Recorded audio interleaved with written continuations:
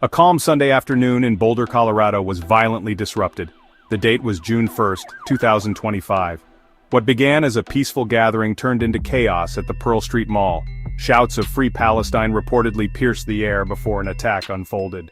Families enjoying their weekend were unprepared for the violence. The attack took place around 1:26 p.m., a bustling time at the mall. The pro-Israeli group Run for Their Lives was holding a demonstration. Their peaceful assembly became the target of an unexpected assault. Witnesses described scenes of people running for safety.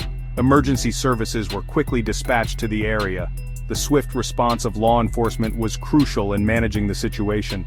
The attack not only injured individuals, but also struck at the heart of free assembly. The peaceful intent of the demonstrators stood in stark contrast to the violent assault. This event has now captured national attention, raising serious concerns.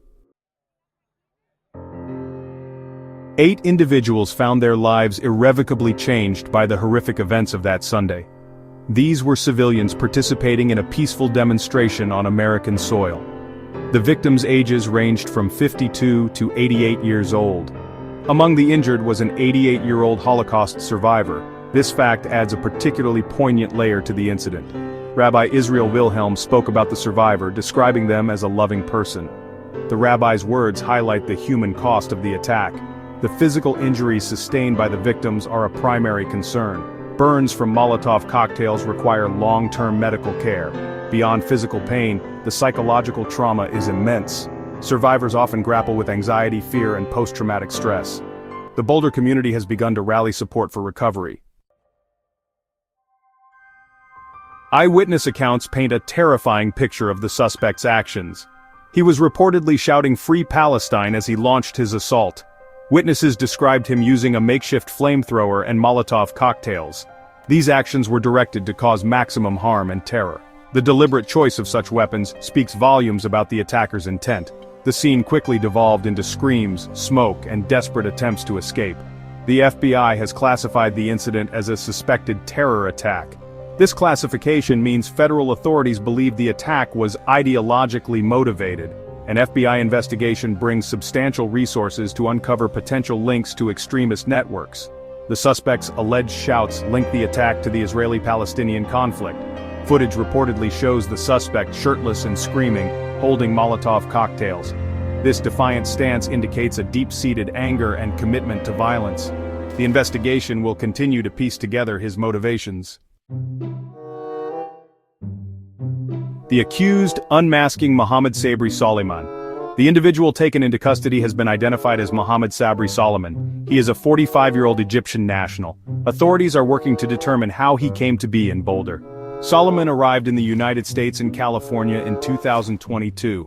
His visa reportedly expired in February 2023. Despite this, he had been living in Colorado Springs. This raises questions about immigration enforcement. White House Deputy Chief of Staff Stephen Miller stated Soliman was given a work permit. This information fuels debate about immigration policies. Footage captured at the scene shows the suspect shirtless and screaming. Even as police moved in, he was reportedly still holding Molotov cocktails. The visual evidence will be crucial in the legal proceedings. A disturbing trend echoes of conflict on American soil. The attack in Boulder is part of a concerning trend of violence related to the Gaza conflict. This event is the second high-profile act of such violence within 2 weeks. The importation of foreign conflicts onto American streets is alarming. Just weeks before, a similar act of violence shook Washington, D.C. A man, reportedly shouting "Free Palestine," fatally shot 2 Israeli embassy employees. These incidents suggest a potential escalation or copycat phenomenon. They have significant implications for community safety and intergroup relations. Jewish and pro-Israeli groups may feel increasingly vulnerable. The challenge is to ensure public safety while protecting citizens' rights. The FBI and local authorities are continuing their investigation. Their work will be crucial in bringing clarity to the events. The outcome will be closely watched across the nation.